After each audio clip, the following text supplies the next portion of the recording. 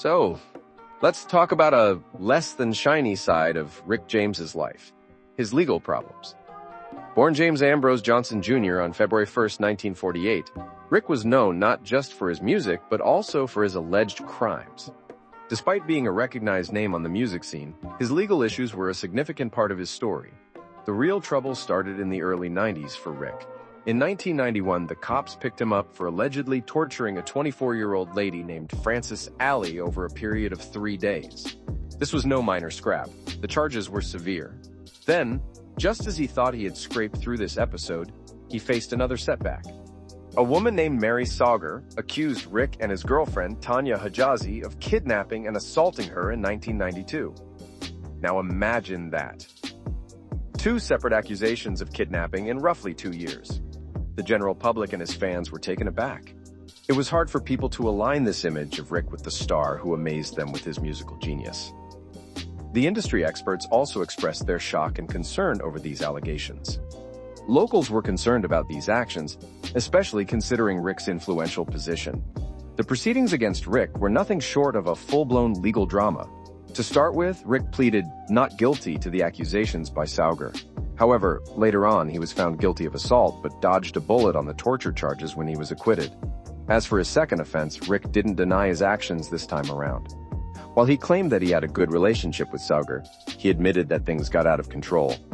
He confessed to assaulting Sauger, and for this crime, he was sentenced to 2 years in prison. In another twist of fate, while out on bail for this charge, he was involved in a drug bust over possession of cocaine. Seemed like life just wasn't playing fair with Rick. By now, his professional life was going downhill. His reputation took a massive hit due to these proceedings. His sparkling image in the music industry was tarnished deeply.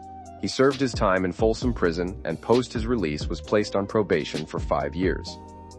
After a few calm years, Rick was back in hot water in 1998 when he faced another drug offense. This was quite a setback for him. He violated his probation by failing a drug test, owing to his continued use of cocaine. The judge wasn't lenient this time and ordered him to undergo a rehab program. Rick's continuous legal troubles and substance abuse pointed towards a deeper personal issue. Addiction is a health issue, a disease, and it appeared that Rick paid a heavy price for it. Despite his vast talent and potential, his struggles overshadowed his contributions to the music world. Rick James's life is an example that fame and fortune can't shield one from their personal demons or the repercussions of the law. His story reminds us of the importance of overcoming our personal struggles and the potential consequences when we fail to do so. His life, while filled with some incredible musical highs, sadly also contained low points that significantly impacted his career and personal life. His legal issues serve as a stark warning to all, whether in the public eye or not, of the importance of abiding by the law.